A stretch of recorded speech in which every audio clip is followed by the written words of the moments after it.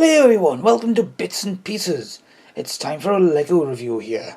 This time it's another thing from the Lego movie. I've not actually seen the Lego movie itself, so I've got no idea what this thing is called. But I do sort of get a sort of feeling that I've seen it before in some other movie to do with aliens or something like that. Creatures from another planet, something along those lines. But I've got to say, the actual item itself is quite nice. Looks good. You can see the little fella in the cockpit. It's quite an imposing figure. It goes together quite easily. Takes a while to actually put together. The back has these weird cement mix type things, which in some regards initially made me think rocket boosters, as if they were supposed to be able to fly, but when you look at them, no, that's just obviously not possible. The feet, obviously tractor treads. And the legs themselves are just simply... See how easily some parts come off? That was something I was going to bring up later, but that's happened now, but I'll come back to that. The legs... See what I mean? That's part of the knee. Again, that's something I'll come back to later. But the legs basically swing forward and back a bit. There's no actual movement in the knee, as they're just fixed in place. And there's no movement in the foot either, apart from the toes. But even then, you'll notice that some of the bits do occasionally come loose. In that case, it's came quite a bit off. That's simply because it's not really designed to go too far back. But the more I play with this thing, the more I find that there's things wrong with it. As I was saying earlier, you'll notice that this bit here, the head, the eyes, they're quite smooth pieces, so they're not going to really stay in my hand that well. They just come off at the slightest provocation.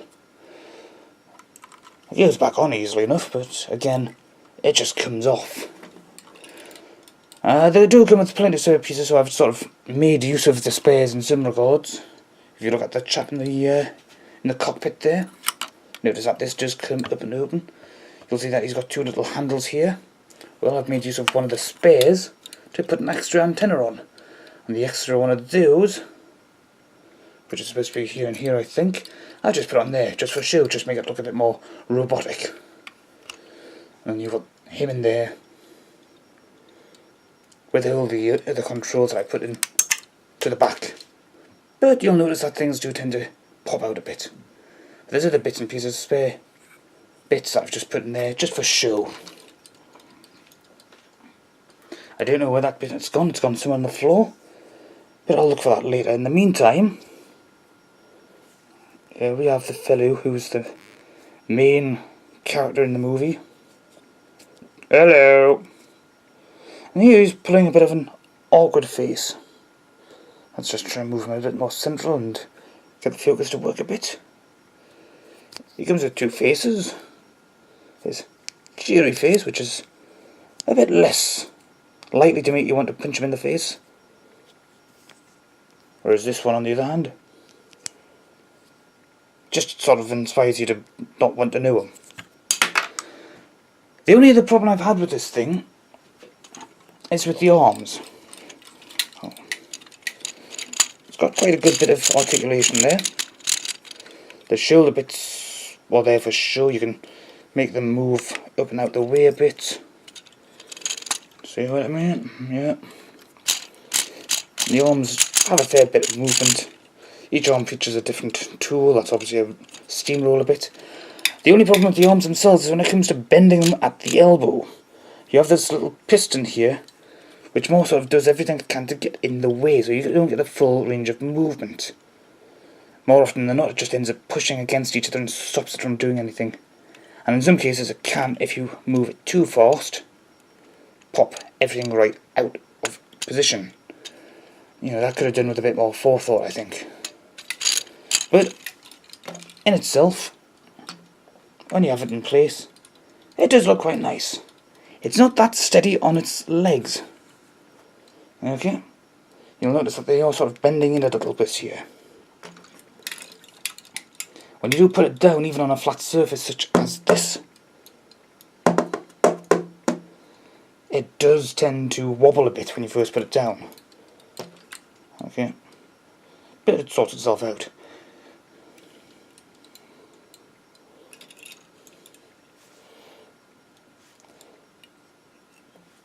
This bit here, you can sort of do things manually with it for a little while, but they're not designed to be held in place, they're not designed to be moved at different angles, so it's got its limits. But overall, I think it's quite a nice looking piece, but it has its flaws, it has its problems. One of those problems is it comes with this thing, whatever that's supposed to be. Box art is kind of ambiguous as to whether it's on your side or not. And then you have these fellows. They're not quite Terminator twins. They're roughly the same size as the actual main character himself.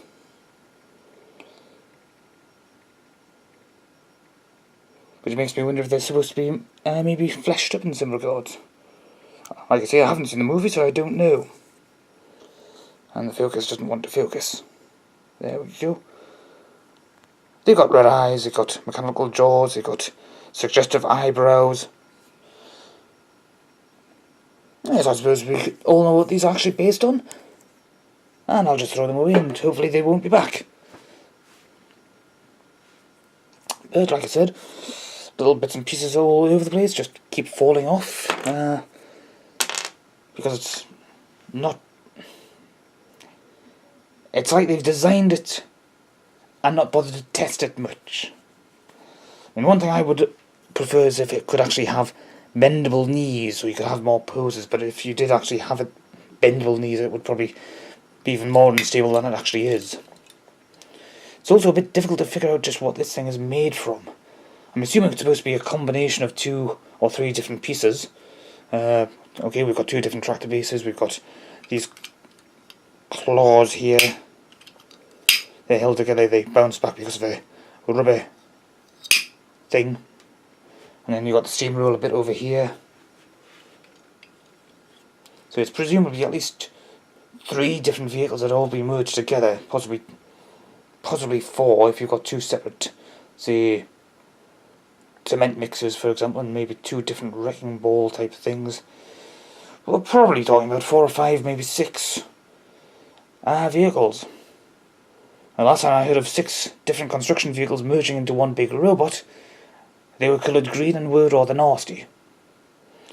But I think the Lego movie is more or less done and still have its bits, its merchandise still going around. They should be getting reduced, I think.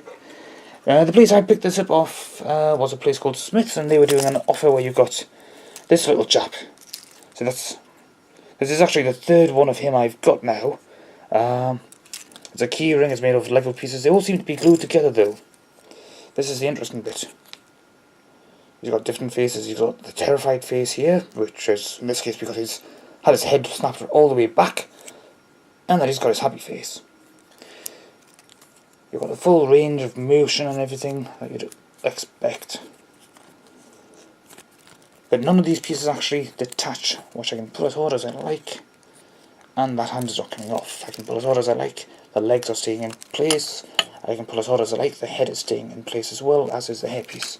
It actually feels as if they're all connected, probably screwed onto this little bolt here. And you can see the same sort of thing happens with this little bit of the key ring. It's exactly the same thing, it's just that the difference is that this is designed not to be taken apart, because obviously you would lose the pieces that way. But quite nice. I look forward to taking it apart and turning it into something of my own device. Of my own designs even, yes. I look forward to taking it apart and building my own robot, something that wouldn't have these little flaws and bits falling off all over the place. Isn't that quite nice? Next!